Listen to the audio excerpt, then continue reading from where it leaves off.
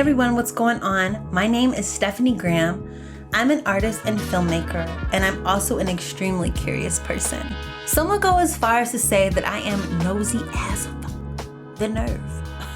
I started this podcast because I wanted to interview people. I'm not just talking to anyone either. I'm talking to people who are in the thick of what they do. I want to know how they live their life and how they get things done so that I can apply some of their savvy to my own life.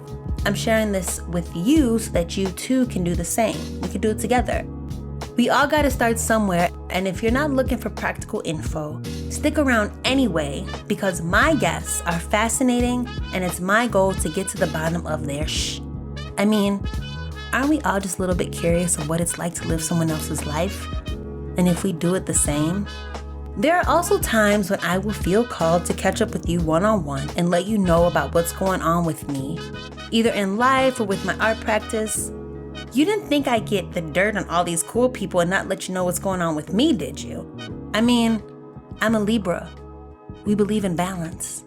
Listen, I am a big believer that even though we are all different, we can still find ways to relate to each other. It's time to get down to business, so welcome to the noseyAF podcast. Hey everybody, welcome back to noseyAF. I'm Stephanie, your friend and your host. Today we are wrapping up our On the Rock series by chatting with artist Alayne Spafford. But first, a heads up because next episode is going to be all about you. I am trying my very first Q&A episode and I will be answering your questions. So if you haven't yet, please send them over. You can email me or DM me on Instagram, but it's probably just easier if you click the link that I will include on the show notes so that you can send over your question and I'll answer it. I'm super excited to hear what questions you might have. Maybe if it's about the podcast, my art practice, if you want some life advice, I'm here for it all, okay? So please send a question. I think that it will be super, super fun. Speaking of super fun, let's talk about Alayne Spafford, okay? So Alayne is an Edmonton-based visual artist, originally from Saskatchewan, which I always butcher. I was just hyping myself up to say it, and then I butchered again. But she's originally from Saskatchewan. Ugh, oh my gosh, but you get it, right? She spent time in Montreal and worked at Cirque du Soleil before settling in Alberta to focus on painting full-time, which Alayne is really that girl. I mean, painting full time? What a treat. I am so jealous of this. I love her for that. When I was like, what? Girl, you paint full time? Wow. Her work explores the balance between chaos and order, reflecting her background in textiles and her time in the circus world. So I am so excited. By the way, Alayne also watches Real Housewives. What a treat this woman is. And I'm so excited for you to meet her. So let's get into our conversation with Miss Alayne Spafford, who's originally from Saskatchewan. Okay, so Alayne, I am so happy that you're talking to me. It's been a while. When did I see you last? May, June? Yes, in May. Yeah. So it's been a while. I miss your face. Yeah, we really had a good time. Can you share with our listeners? This is what I was just telling you this before we hit record, that to the listener, I'm very excited about this because Alayne, this is a rare thing. Alayne is this wonderful painter who rarely makes appearances, which is so on theme because I'm just coming off of seeing Beyonce and she doesn't really do interviews either. Yeah. So you're just like Beyonce. Exactly like Beyonce. Yeah. Yes. So I'm so thankful that you said yes to talking to me. Hi. Can you? Oh, hi. Wow. That cat is gorgeous. She's a brat. Hi, baby. Say hi. There you go. There you are. Hey. Oh, I just left from my girlfriend's house who's teaching me SketchUp, and she has a kitten that she found that's so adorable that needs a home. Oh. I know. I was posting her on Facebook. This is the Bengals, and Bengals are beautiful, but they're like having a toddler. They're so much work, and I have one friend who had two Bengals, and he had to let them outside because they were going ballistic, and now they're both missing. And then I have another Bengal, and they leave their cat outside also now because it's turned into a crazy kind of kind of cougar kind of cat. Like these cats are insane. Insane. Wow. Wow. Yeah, I know nothing about cats. So then when people are like, oh, we need a cat, like I think about it, but then I'm like, I get really overwhelmed because I'm like, I don't want to kill it. No, these cats aren't easy. Regular cats are easy. Oh my gosh. Yeah. Well, I'm sure they missed you, and now that you're back home. Yeah. I was wondering if you can describe your artwork to your audience. You know what was funny, when we were getting ready to leave Pooch Cove and I walked through the exhibition, I didn't notice that your work is actually like collage work. Do you describe it? Like, I didn't realize all the like paper, like the newspaper or like magazine, like words. And I was like, oh, wow, that was like really fun. Cause from far away, it looks like it's just these like beautiful combinations of like blocks of color, like obviously intentionally placed. But I was like, oh my gosh, how fun is that? It's interesting. On Instagram, most people don't know that it's collage because you see it from a distance. You really have to look in close to see the collage. And the collage is, I don't even consider myself a collage artist. I don't even know how I really started adding collage. I guess I used to work at Cirque du Soleil, and I used to work in the costume department, and I would take home the spare bits of costumes. And I used to sort of add that I used to do a lot of textile work with sewing. And then I started dip dyeing, and then it sort of segued into painting. And then I started actually using those fabric bits in my painting. And then it sort of became painting, or then fabric and paper. And now it's just paper. And like I said, I don't even so much consider myself a collage artist, really. It's the process. It's the way that my paintings are started, is that I put the collage on some randomly, and the paint is very chaotic and quite random. And then I go in and I find the shapes from the collage and the paint and whatever else I've got going on. So, and I try to retain the mess as much as I can, because I'm a very tidy, neat, type A person, and I don't want my be like that. So it's always a push and pull between it. But the collage part it's a really important start to my work. It's a lot of the collage. I now make my own collage instead of finding them, although I do still found bits from Newfoundland. James gave me a bunch of old periodicals and things ripped up, and I use a lot of that in my art. I do a lot of work with lace and doilies, and so sometimes I'll spray paint those and then use the image in the collage work. I find disparate bits from my travels and things that sort of mean something to me or have history. And then I like just putting them all down on the canvas and then trying, how do I make those a family? How do I make them cohesive? How do I make them all sing together? And so that is part of the challenge. Are you like, when you're arranging this, is it a intuitive process, or are you like more like a design, sort of like what looks good? It's very much intuitive, and I couldn't do the work that I do if I was to sketch it out or plan it in advance, because so much of the little accidents or the happy little drips or colors that are side by side or swooshes, that doesn't happen if you're planning it out. You can't plan that stuff out. So, and sometimes I'll be painting like a rigid line, and then I'll just stop and I'll stand back and go, oh, that's it. Stop there. Keep that part. Keep that little jagged area or whatever. And that just couldn't happen any other way. And it's a bit frustrating. It would be nice if I could plan my work, because then it would be a very, black and white sort of affair, but it's not. So I sit down to paint. There's a lot of turmoil, shall we say. Oh my gosh, turmoil. Not always turmoil, but there's a lot of, trying to keep different pieces, trying to retain things, trying to, make it all work together. Yeah, well, it's very pretty. My attraction to it always is, I love bright colors. And so I'm always like, ooh, so pretty. It's funny. I paint with bright colors, but not like, I don't like to wear very bright colors. I don't necessarily like to have I don't have all white walls in my house. I like things a bit more neutral in my real life, but I love to paint color. Don't get me wrong. I mean, I do obviously have colored walls, but it's not like my paintings at all. Yeah. Yeah, I know exactly what you mean, because there are like, I think even of that like designer Betsy Johnson, how she's always like in prints and bright colors, and she's always like, ah, la, la. And then like her house is also like that. And it's just like, a lot of people, it's like, I love color. It's like all like, they like just like color bombs walking around. And it's like, you're the opposite. I feel like I'm like that too. Like I love like the glitz and glam, but then I'll be like in t-shirt and jeans, Yeah, exactly. Well, for me, it's a dual personality Gemini thing. Like I love I love both of everything. And I know you're a balance. I was just listening to one of your podcasts about what you are. Yeah, Libra, yeah. Yeah.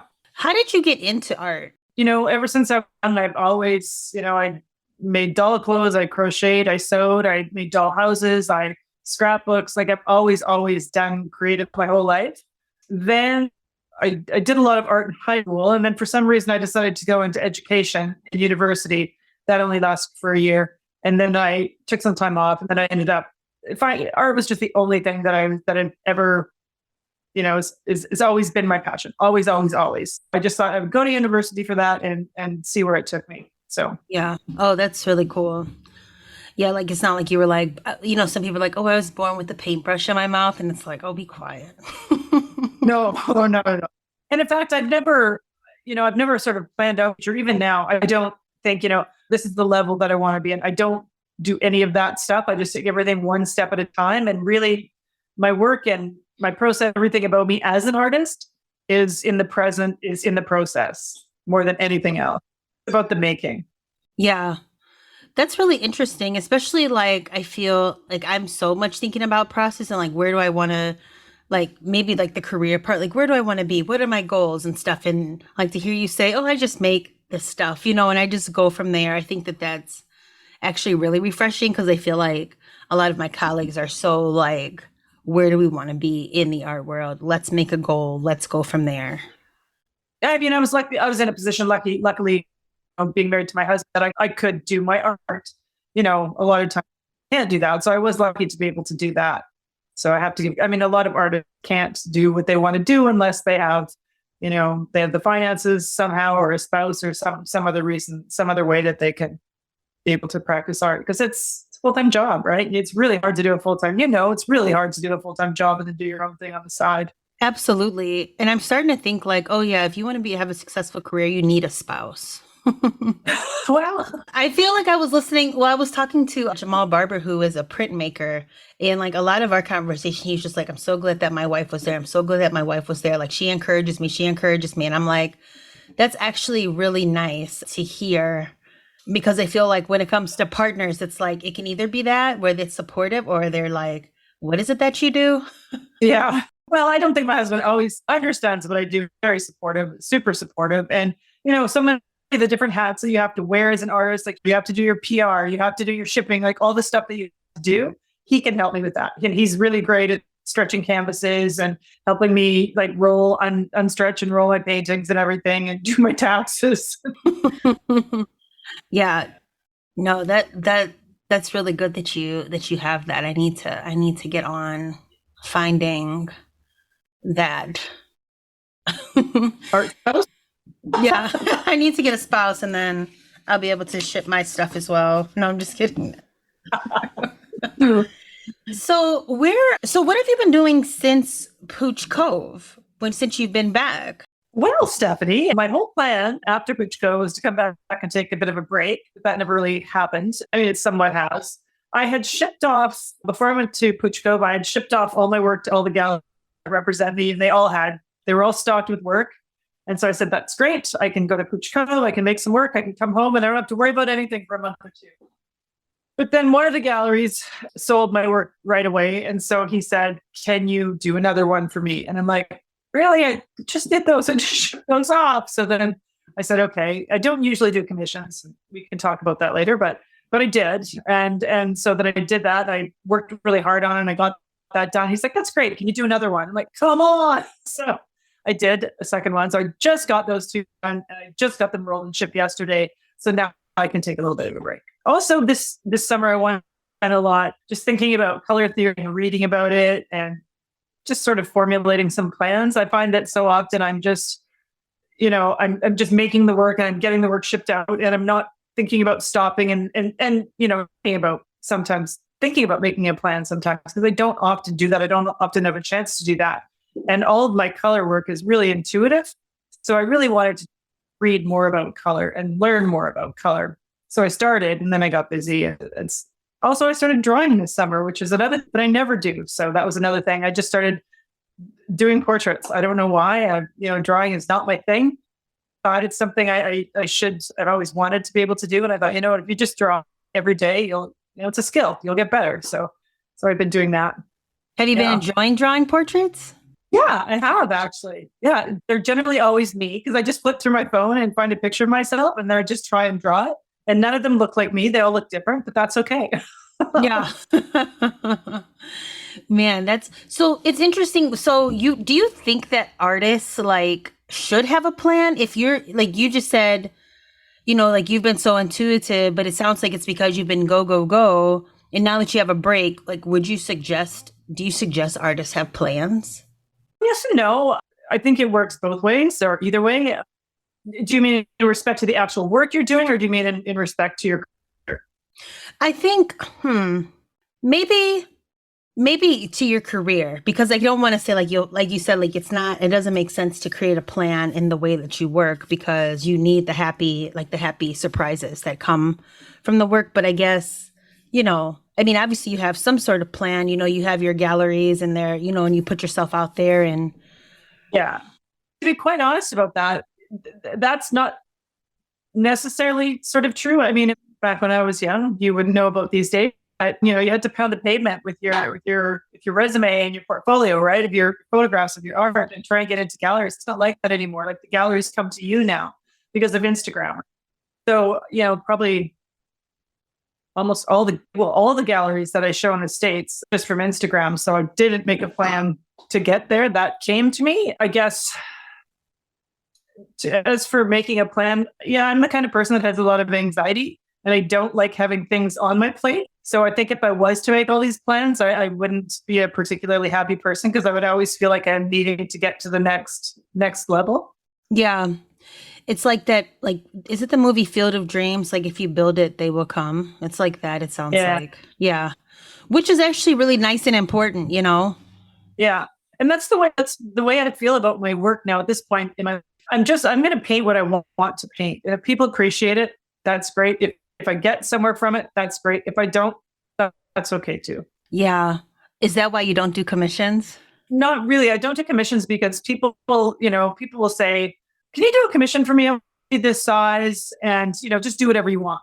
But in their mind, they really subconsciously already have an idea of what they're getting and you can never replicate. Just never replicate that. So, I feel like people need to, I feel like with commissions, it's people never really get the painting that they want. And I want people to get what they want, right? So it needs to speak to you.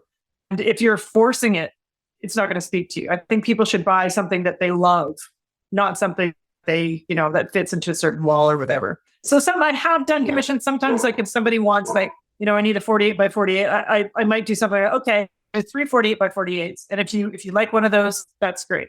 And if you don't, that's fine too. And I'll just use them for, a different gallery or whatever. But I just don't like the idea of doing a painting for somebody and then sort of forcing them to buy it. Yeah. Commissions are funny like that because someone will say like, oh yes, please do a photo for me. I want it. Like, it could be anything. I just want you to do it. And then you show it to them. They were like, oh, I was actually thinking this. And they like pull like a magazine clipping. And I'm like, oh my gosh, you could have showed me that at the beginning. Yeah, exactly. Or I'll get somebody to say, oh, can you do like a 36 by 48? Well, okay. And then because it's a commission, then they think they have the right to say, well, I need it to be this color, and this color. Could you make it brighter colors and darker colors? And it's like, well, I can't do that. And I don't know that that's good. Plus, when I'm painting, plan out what colors are going to be at the outset. I work from one color to the next color. And it could go from, white to red to green to yellow to black. Like I don't know what it's going to be in the end. So that's another reason why I really don't like doing commissions. Yeah, that sounds really annoying. And it's like, look, not everything has to like match your house. Like this is actually going to stand out and make everything look better when you just let me do my thing. People are so weird. I've even noticed like in commissions as well, like especially when it's film commissions, I'm like, oh, you don't want me to actually make this. You want me to facilitate a space for you to make something, which is also fine too. It's just something that I have to like, as a filmmaker, have to notice really quickly and then just work with it and go with the flow, which is always so funny because at the end they'll call me still like a director or like, oh, she's a cinematographer anyway. But I was like, am I? You do cinematography, you do photography, and you also work in the film industry. Well, my 9 to 5 is working in the film industry. That's like my bread and butter. That's where I get the money. And in that, I'm working in art department and set decorating, either like coordinating or like assistant art directing, just helping to create that part. So that's like the big piece. For my own work, I am a photographer. Like I was trained in photography and I was trained in also cinematography. So I can, a lot of the times, like if I'm making an image, I'm photographing it myself. But then there will also be times when people will ask me to photograph something for either like editorial work or like commercial work. I've had like a neighbor that wanted to do like quick Christmas cards. So I would like do stuff like that as well. And then I'll also get, because I will do these like small films and experimental films where I am filming them, like literally like operating the camera myself, people will see me doing that and then want that type of work for themselves. And depending on what they're trying to do is where I'll know like, oh, okay, I need to bring somebody in, or I can do it myself, depending on like their budget and what they're trying to do. If it feels like out of the scope of what I can personally do, where I know somebody could probably do it better, then I'll ask someone to come in. But the basis of all of that is from my experience of working in film production. So like I can like, have contacts and friends that can easily like lay out like a film shoot for someone just based off my own experience of working in film and my own artwork. So I feel like when people ask me like, oh, what do you do? I feel like I'll say that I'm multidisciplinary, but most of my work is in like the film and photo medium. Right. You're not working right now because of the strike? Yeah, I'm not working right now because of the strike. My son too. My son's in the same boat. Yeah. How's he doing? Pretty good. He's only 20, right? So he's kind of happy to have a little break. So he's on unemployment. He has money that he can serve. I mean, Vancouver is stupid expensive, but he's able to survive in Vancouver. He's decided to take up tennis with his roommate. Oh, nice. So that's what they're doing this summer. So a bit of an odd choice for him, but that's what they're doing. So he's doing okay. He thinks that he came home to visit for a couple of weeks and then he's going to come back at the end of August. Then he's going to go to the Toronto Film Festival, maybe go to Montreal.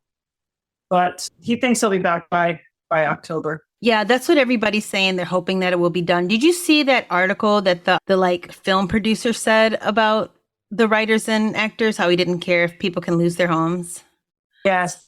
Yeah, that was like really disgusting. It's just like, really? It's incredible. It's And then you got people, like Bryan Cranston's talking about how, he's worried about AI taking over his job and stuff. It's like, it hits everybody. It really does. It's not just the writer's strike, but the AI stuff. Yeah. And you know what? It trickles down to Alayne, because as we're off, like we would have been back by now.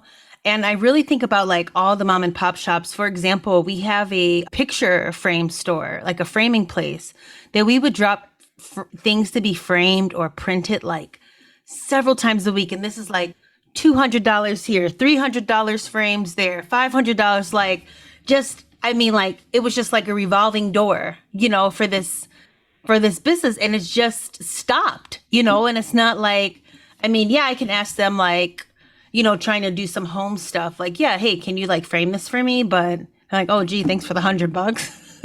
Yeah.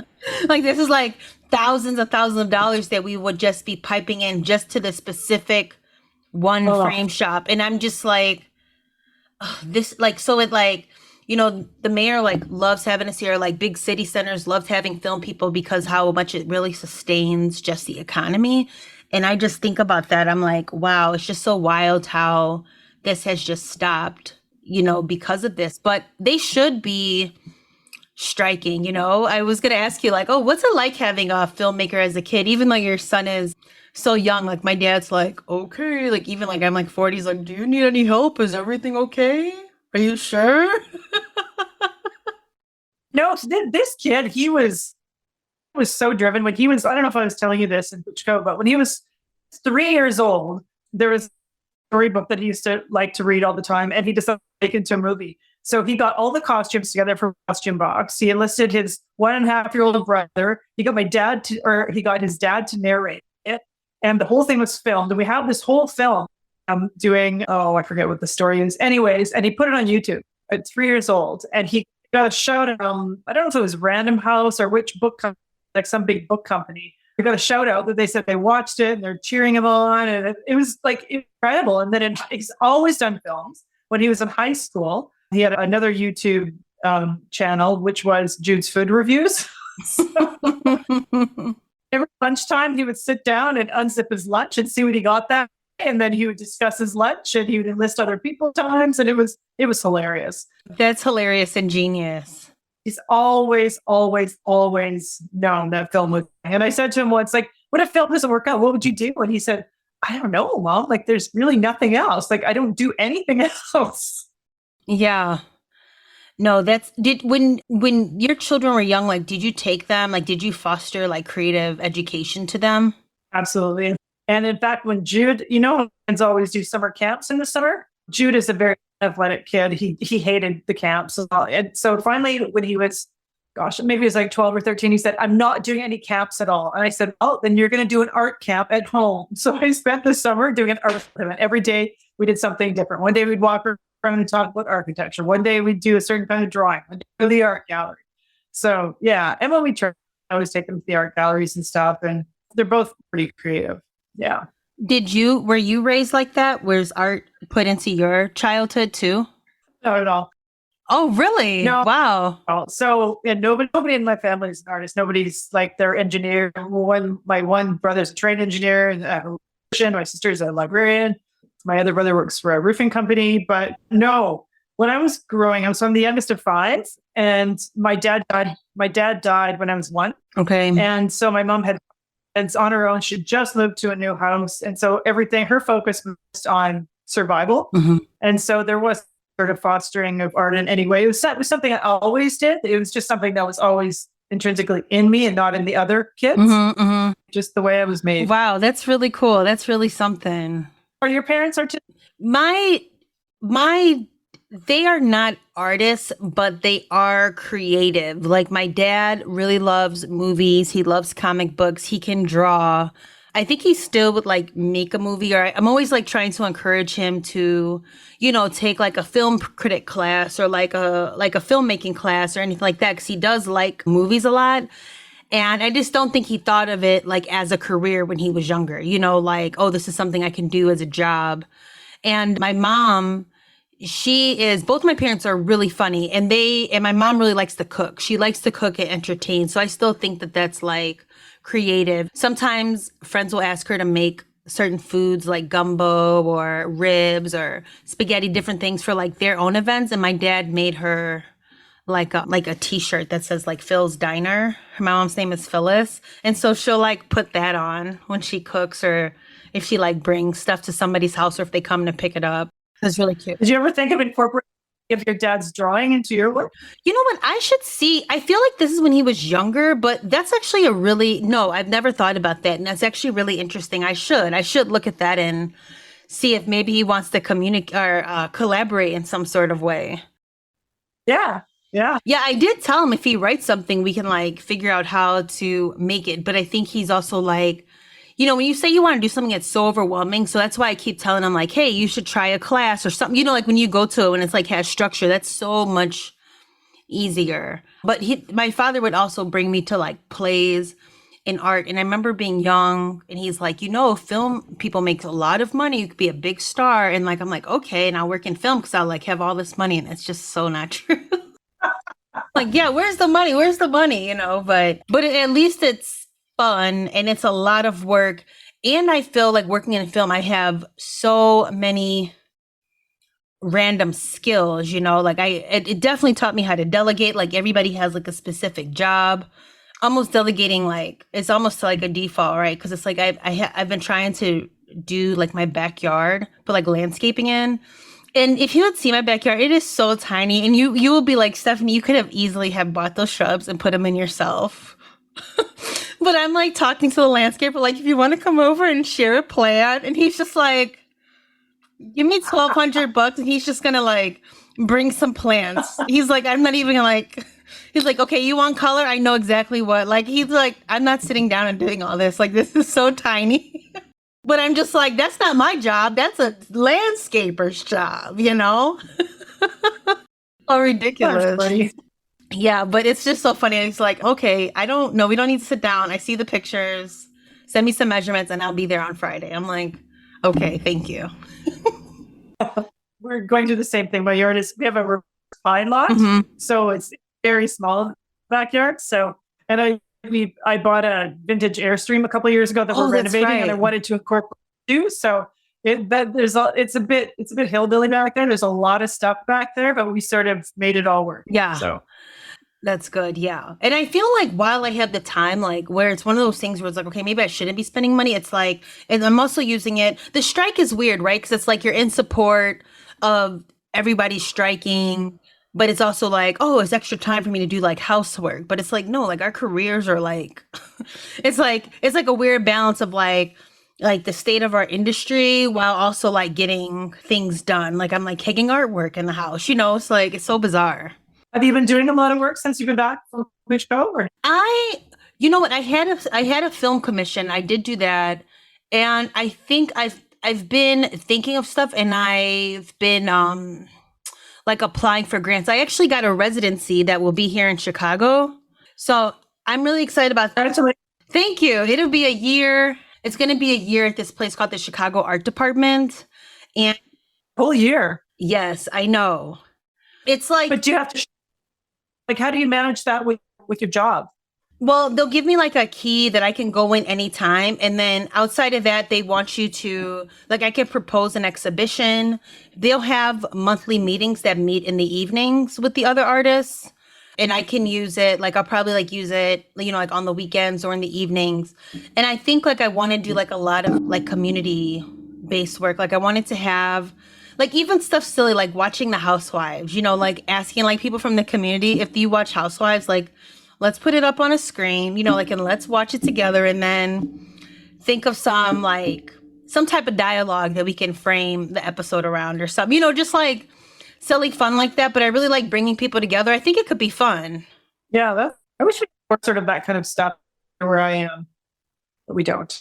Yeah, hey, you can always start something, but I know that's like a whole other thing, but you can always start. Chicago has a huge like DIY, like Chicago artist run spaces. It's like a thing here. Yeah.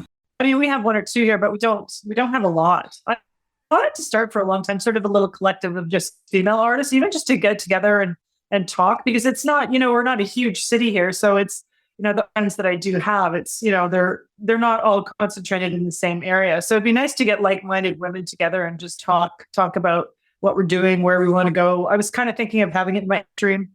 Oh my gosh. Yeah, that would be a lot of fun. Have you ever thought of putting like a post on your Instagram and just telling people like, hey, tag artists from like Edmonton, like your favorite artists, and just go through and maybe see if anybody's art that like sticks out to you, that like maybe, whose art you like, and invite them.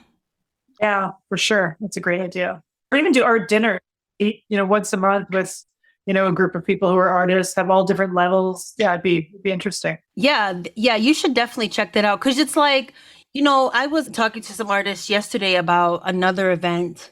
And I always will put stuff out on Instagram or on Facebook and ask who people know. Cause it's like, who you know, but you don't know like who's out there. And then there's like tons of artists who don't even think to like professionalize their career, but they still have like tons of work randomly.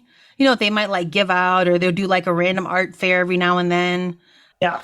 Yeah. So I think sometimes, I don't know if this would bother you, but it might be tricky. Like if you get somebody around who's like, oh, Alayne, how did you get all your galleries? And now they just like wanted to like, turn into like how to get a gallery talk. Cause that kind of stuff could become like downers too. Do you like being on Instagram? Well, it's that's a hard question to ask, because I always feel like if I tell the truth, then I feel like people that follow me like, she posted this, but she doesn't want to post it. Yeah, no, tricky one. I don't love posting stuff about me. I know that people are interested if the artist is behind the work, so I will myself to, post personal stuff. I don't do it a lot. What I love about Instagram is all the connections that I've made, all the people that I've met. Like, it's truly amazing. Like, I can go places all over the world and know artists now.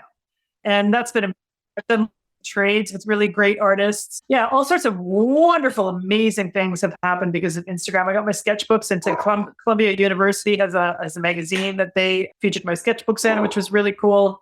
But I mean, it's changed a lot from what it was 5 years ago. Yeah, absolutely. It's like if you don't keep up all the time, people don't see your work, the algorithm, all that kind of stuff. Like I posted something today, this colored piece, usually multicolored pieces. In the olden days, I would always get at least 2,000 likes. Always get me. Today I got like 250. I'm like, okay, well, it is what it is. People want to see my work. They can come to my feed. They don't necessarily see it coming up all the time. I don't post as much as I used to anymore. I just don't feel like unless you're on top all the time, you're not going to be up in the algorithm. And that's just the way it is. So I've just I still post, I haven't posted all the work that I did in Trove yet. Oh, wow. I just haven't, I will eventually. Yeah. Yeah. You'll get around to it. I mean, I owe so much to Instagram. Like I do love it. And I love seeing other people's Me work. too. I don't love seeing it. Bugs the hell out of me when I see people copy other people or copying me. Like it just irritates me so much. And that happens a lot. You see, somebody started a style that everybody runs away with that style. That about Instagram, I don't like, but I'll tell you this last story and then we can wrap up, but this will bother you because I was talking to another artist because I love Instagram too, just for talking to artists. Like I mostly on there and like talking in the DMs all day, but this artist told me that she had a studio visit with someone who came through and she's like explaining her process. Alayne, she left and went and copied the work, like is making the work. And so now that this like poor artist is like, oh, you want to come to my studio visit? Like, you want to come and visit my studio? Why? It just like makes people so paranoid. And she approached her. She's like, dude, you are totally like, that's my work. And she's like, well, I'm not as big as you. So like, what's the big deal? And she's like, that's so rude. Like, she's like, literally saying like, and then what I do is I wash the stone and use the stone as a stand. Like she's telling her process, thinking that this is just somebody of interest. And it's like the lady, like who does that? I know it's true. What I do now, if I see people who are replicating stuff that I do, I just remove them so they're not following me anymore. Yeah. Like I had this one woman in France who copied a painting verbatim, like exactly right down to this is when my style was a little bit different, but every line, like the color was exactly the same. And this was a long time ago. And I was just like, what? Like what? And she didn't attribute it to me, nothing. And so I just left a comment. I was like, seriously? Question mark? And then she blocked me. And I'm like, come on. Wow. I mean, I know somebody can't steal your style and probably do it as well as you do it or become famous with it or whatever. But it's still, it's taken a lot of an effort to get to where you are. For somebody else just to look at it and try and replicate it it's really disheartening. Yeah, it really annoyed me. I was like, when that artist told me that story, I was just like really upset because I'm just like, I cannot believe that somebody did that. And then for people then to have the nerve because you like call them out to block you, it's like, really? I know that artist. Unbelievable. Very upset. Yes. Yeah. Well, hey, before we wrap up, is there anything else you want to talk about before we call it complete? I'm curious if you would, I know you've been to Pooch Cove twice. Would you go another time? Yeah, I mean, the first time I went, I was by myself. So it was a very different, I got to know the local people well, who I loved. And I loved that experience. Going with a group of artists was a whole different thing. I had a car this summer, didn't I, last time. So it was just so fun. So yeah, I would go again. Yeah. Yeah. If I could go with people again. Yeah. Yeah. I've been looking at like residencies and, I'll send an email and be like, now listen, can I bring 5 friends? Like, so I can say like, Alayne, do you want to come to this? Like just the same kind of setup. Like it's going to be the same setup. Maybe we'll have a dishwasher this time, but just another place for us to hang out. Cause I really like that. I'm like, I just love the idea of like, have like a group of artists who we just travel together and like do our artwork, but maybe that's something we make up ourselves.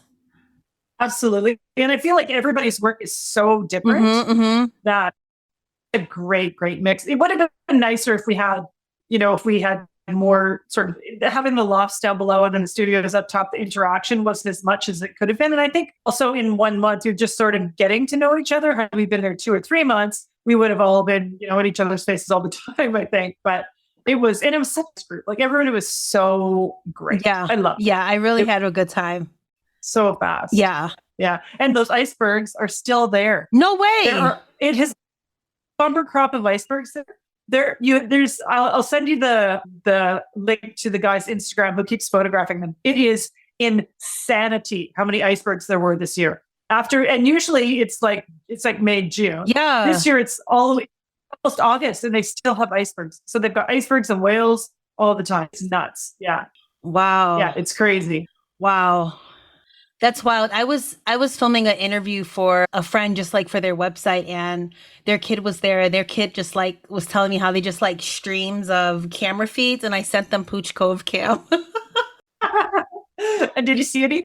No, like maybe like a moth that like flew in the light. There's nothing ever on it, but that's why I just love it so much. Maybe you'd see some artists walking by saying, "What do you want to do?" I don't know. There isn't really anything to do here. Yeah. Oh my God, I just love that Pooch Cove cam. So ridiculous. Oh my gosh. It's so good. Well, Alayne, I really thank you for just talking to me about your art practice and what you've been up to. Thank you for having me. Yeah, it's really fun. You're like my buddy at Pooch Cove. I'm like, oh my gosh, my bestie, my Pooch Cove bestie. Loved you. Like as soon as I met you, I loved you. Stephanie, there's just something about you that is just calm and fun and funny, and you just have a good vibe. Such a good vibe. Oh, thank you. Oh, and that was the one other thing I want to say about you. I just love how much you like represent like Canada, like where you're from. Like you just like love Canada. And I love that so much because America's just such a mess. People are like, America? I'm just like, and I love like how you were quick to like break out the history and stuff. I just had so much fun like learning about Canada from you. So thank you for that. Canada is a mess as well, but not on the scale that the US is. Yeah. But, yeah.